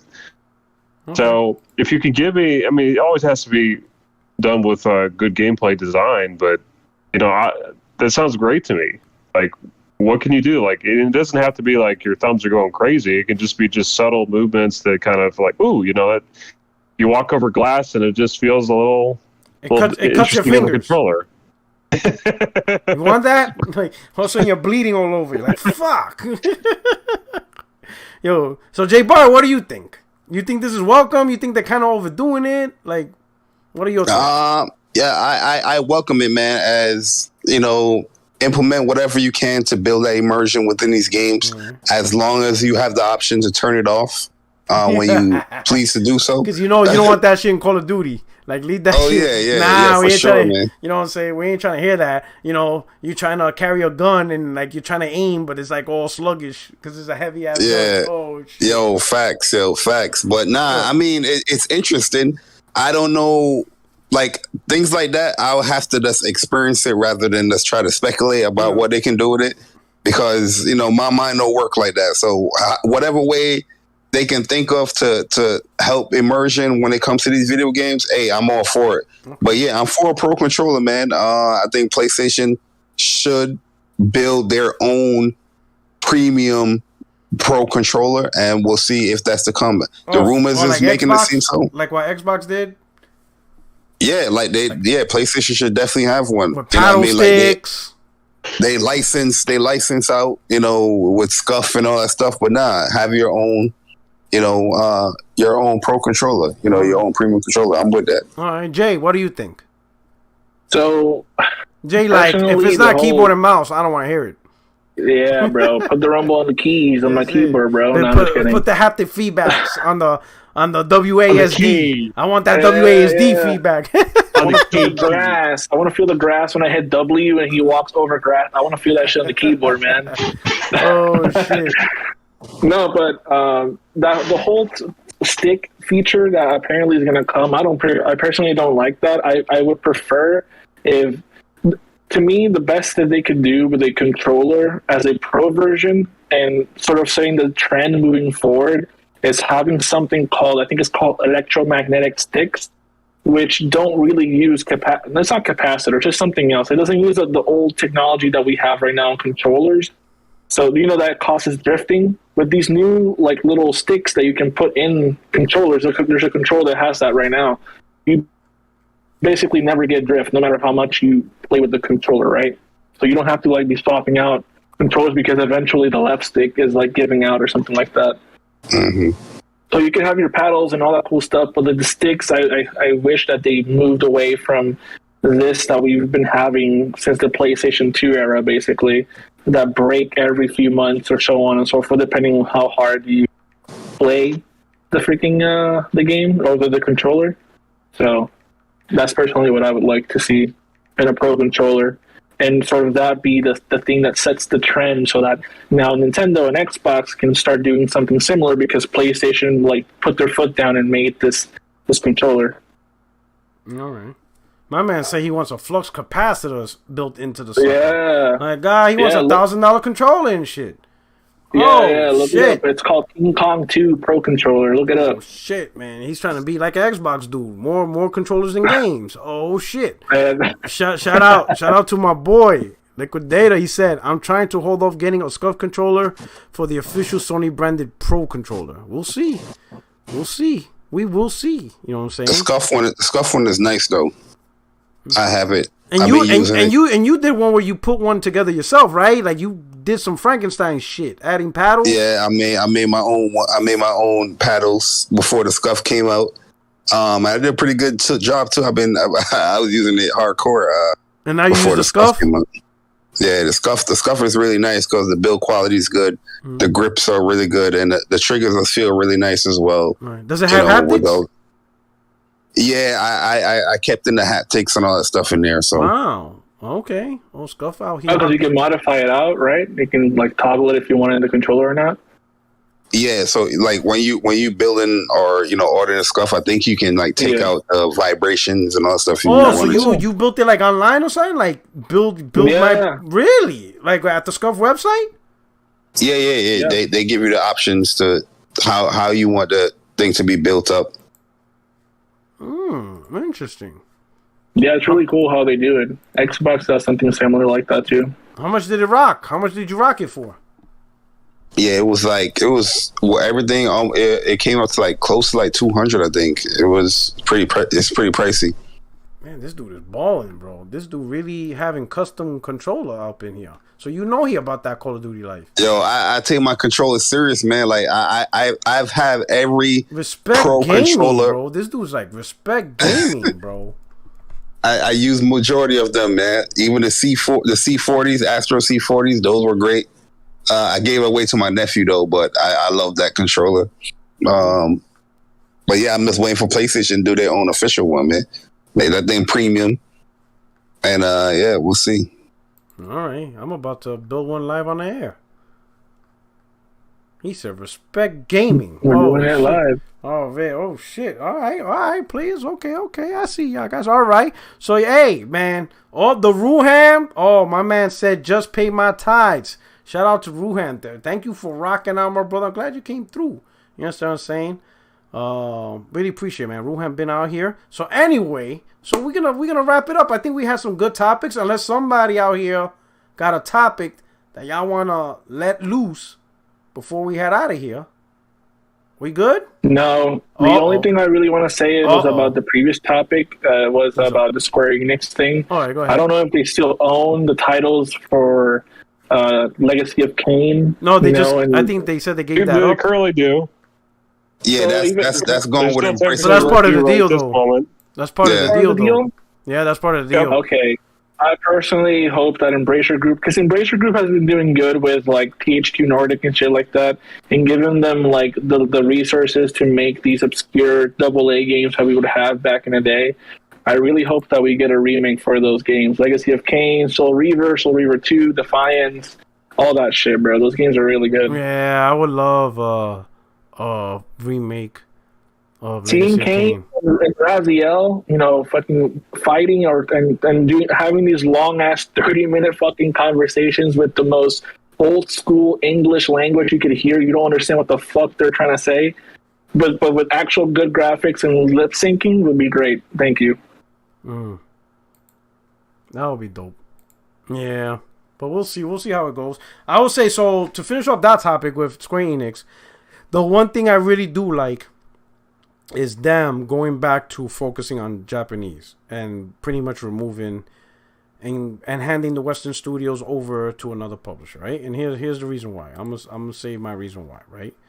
Shout out to Liquidator. He says my custom. Hold on, let me see if I can see your thing better. He said custom PUBG it's my custom PUBG control. Oh snap! Rock, what about PSVR 2? Oh, they won. Day one. PSVR 2 is a must. I need to talk more about that because that shit is coming. But that's another. I'm really excited. Yeah, I'm really excited for PSVR 2 because it's going to set the new, they're going to set the new standard for AAA VR games. A lot of games that are already on Quest 2 will come to that, and it'll have crossplay. So the community is going to be huge. Yeah, so it's coming, and we're going to have podcasts. We're going to talk about it, right? But as far as Square Enix, I'm glad that they're trying to move their Western studios and put it with publishers that will actually, do something with it.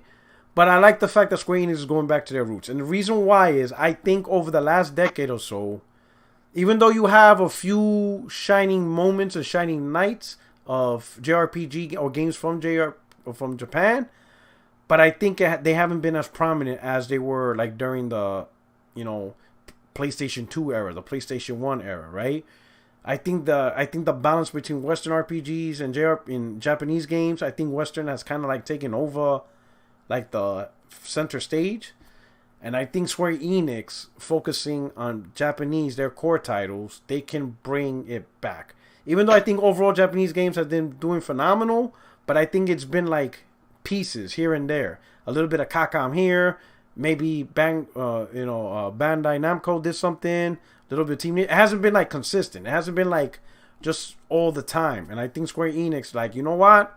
We're gonna go back to the gym. We're gonna do what we do best, because the reality is Square Enix doesn't have to be a Western type studio. Their developers doesn't have to make Western type games. Like, be your own identity. Do what you do best. Because Western players also play Japanese games, but they gotta be Japanese games. They can't be Japanese games that mimic Western games. That doesn't make sense. It's like these past few years they lost their way. They thought that they had to change their ways to cater to more of the Western, when in reality you just have to make even better Japanese games for that the Westerns are like, oh shit, that looks sick, I'm gonna buy that.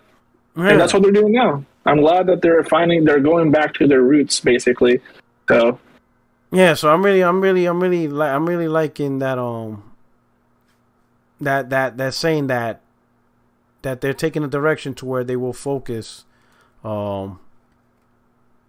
Japanese games. I think that's a great thing. But anyway, so I think that's it. Project Cloud, you're good, my brother? Yep, I'm good. Awesome. Jay Bari? Yes, sir. Hey, don't forget the lessons. Call of Duty 101 on his channel. Yes, sir, man. You know what I mean? Just trying to get everybody ready for Modern Warfare. Yeah. It has crossplay.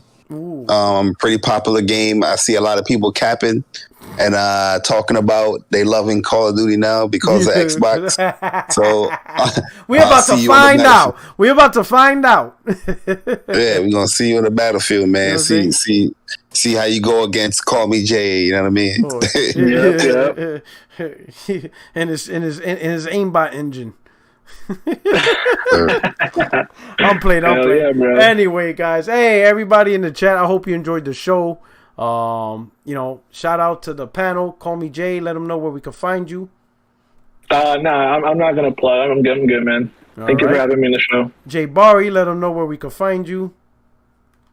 Yeah, man, great show. Jay Bari _on Twitter, Jay Bari on YouTube, and yeah, man, this was fun. Having these discussions. And yeah, we're going to see the future of what happens with Call of Duty and Modern Warfare 2. So can't wait. We'll hopefully it's good, man. Cross your fingers. All right. Yeah, that's it, right? Project, my brother. Tell them where we can find you. Yes, Project Old Man Sully Morgan on Twitter, baby. All right. Hey, I got an announcement. So starting right clear through. All right. So starting next week, in order to be on the podcast, you have to show proof that you took your Xbox vaccine. All right, so that's a new mandate. It's FDA approved. Xbox. That there's a new pox virus flowing around. It's Xbox. I need y'all to be vaccinated. You understand what I'm saying? I need to see. I need to see. And then later on in the year we're gonna get the booster. But hey, everybody in the chat, listen. Don't come to the chat unless you bring your vaccine cards. If you are not vaccinated for Xbox, don't be coming to the chat. I don't need this infection to spread. Do right. Wear your mask. Get your Xbox vaccine, all right? Yo, we're out of here. You guys take care. This is your only friends YouTube street, Porter77. We are out of here. Peace. Yes, sir. And I think, and we're ending it there.